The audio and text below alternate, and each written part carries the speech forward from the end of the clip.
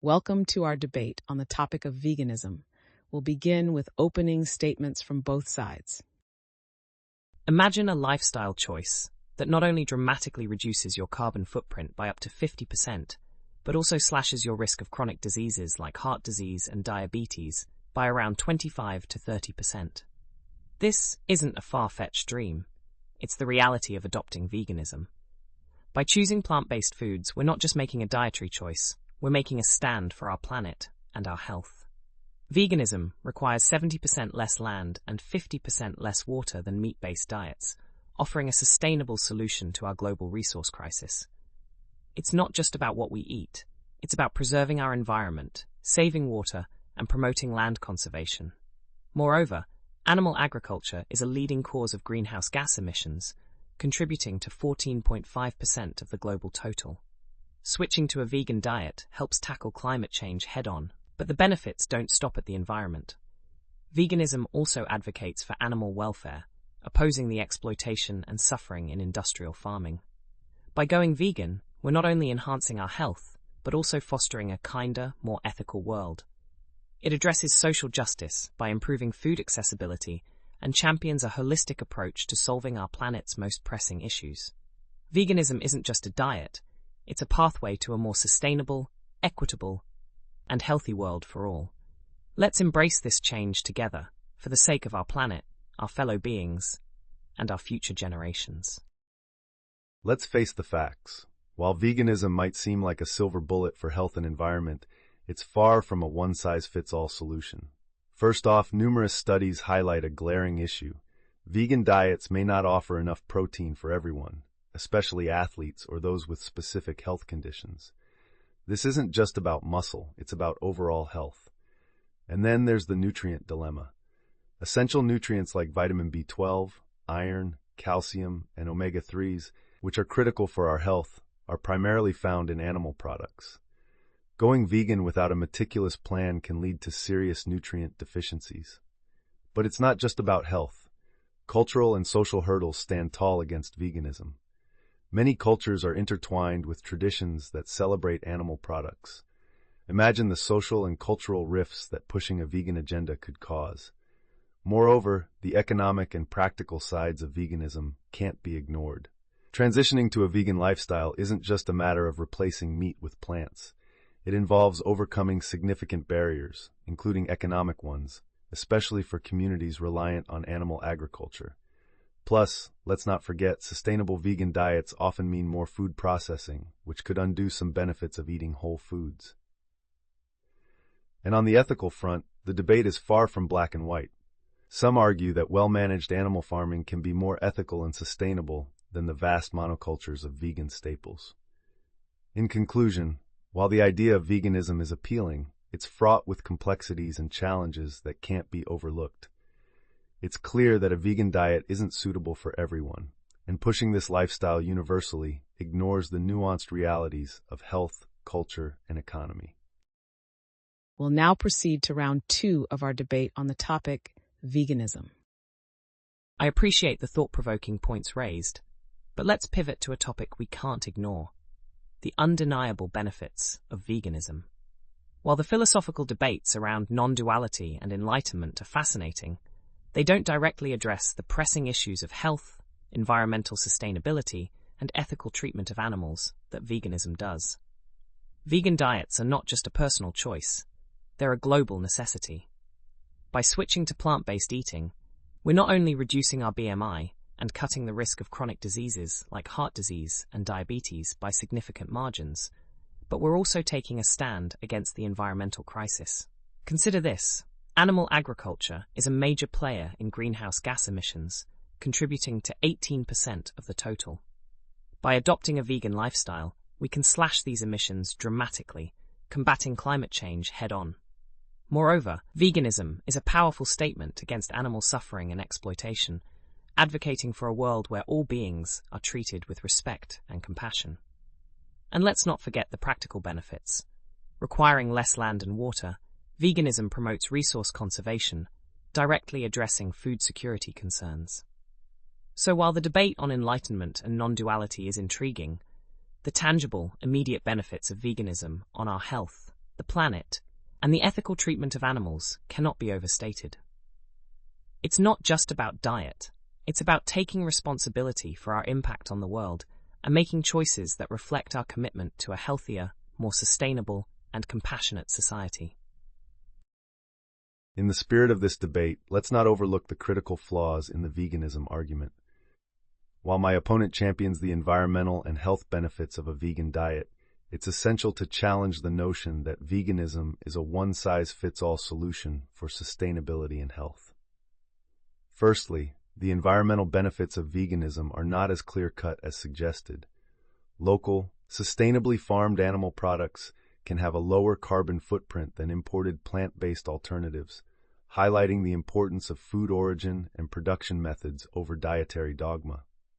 Furthermore, the claim that veganism is necessary for combating chronic diseases overlooks the reality that a balanced diet, incorporating both plant and animal products, can provide the same, if not better, health benefits. It's a disservice to suggest that veganism is the only path to health and sustainability, especially when considering the socio-economic factors that make veganism an inaccessible choice for many.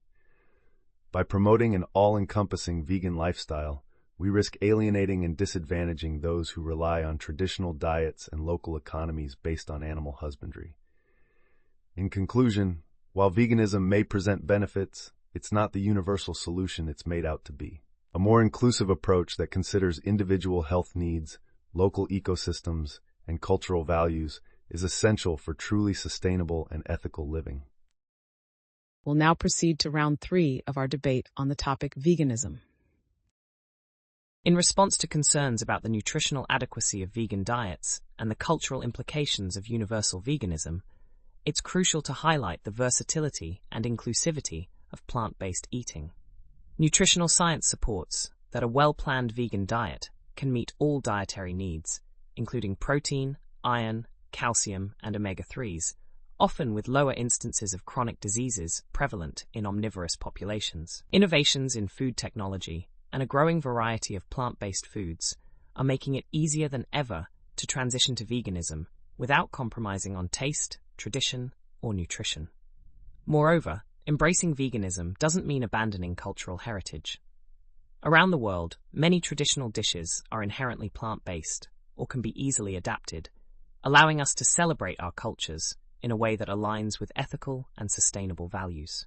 The argument that veganism is economically or practically unfeasible ignores the evolving global food market, which is increasingly accommodating plant-based preferences at various price points, making it accessible to a broader demographic. Addressing the ethical debate, it's not about creating a divide, but fostering a global community that values compassion, sustainability, and health for everyone. Veganism, therefore, is not a limitation but an opportunity for cultural evolution and ethical progress.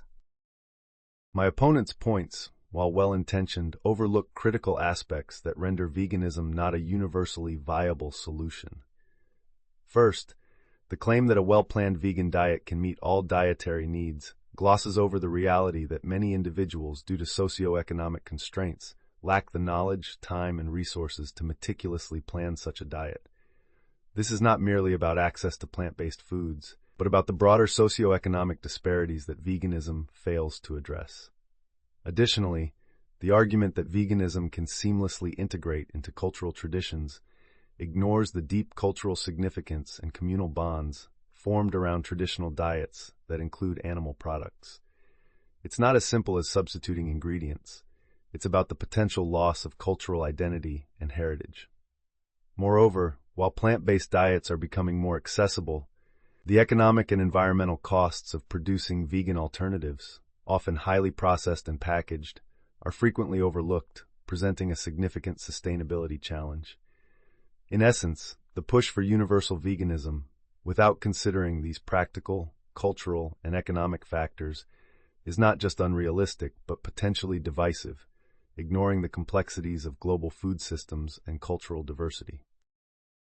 We've now reached the conclusion of our debate on the topic veganism. Both sides will present their closing arguments. Reflecting on our vibrant dialogue, I must highlight a pivotal insight. My opponent's eloquent discourse on non-duality and enlightenment, while profound, strays from our core debate on veganism. Yet it beautifully parallels the essence of veganism. Just as they argue non-duality is foundational to enlightenment, so is compassion foundational to veganism. This journey towards a more ethical existence isn't just about diet. It's a profound awakening to the interconnectedness of all life. We embark on this path not just for health or environment, but for a deeper, unconditional compassion towards all beings.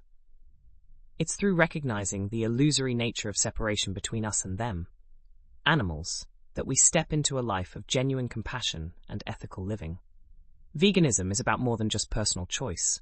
It's a collective step towards a more enlightened existence where we value and respect the sanctity of all living beings.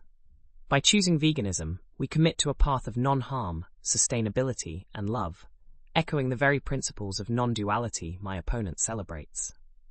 In embracing veganism, we embrace a holistic state that integrates our actions with our ethical beliefs, leading us towards a truly enlightened state of being where compassion reigns supreme. So, let's not just debate veganism, let's live it, embody it, and in doing so, move closer to the enlightened existence we all seek. Let's circle back to the heart of our debate, the stance against veganism. It's vital to remember, as much as the discussion of non-duality and enlightenment is profound, our core focus lies on the practical, tangible impacts of veganism on health, environment, and society. Veganism, while noble in its ideals, overlooks the complexity of human nutritional needs, the nuances of sustainable farming, and the cultural significance of traditional diets. It's not just about what's on our plates, but the stories, the heritage, and the ecosystems behind them. Rejecting veganism isn't a denial of ethical eating or environmental concern.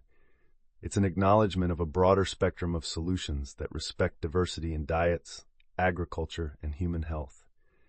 As we strive for a world that's both compassionate and thriving, let's not limit ourselves to a single narrative. The journey towards a healthier planet and society is multifaceted, requiring more than just dietary changes. It demands a deeper engagement with our food systems, a respect for varied cultural practices, and an inclusive approach to sustainable living. So let's embrace the complexity, the diversity, and the richness of our food traditions and ecosystems as we navigate the path forward. This concludes our debate on the topic veganism. Thank you to both sides for their compelling arguments. We hope you, the audience, learned something today and will take it with you and make up your own minds on this topic.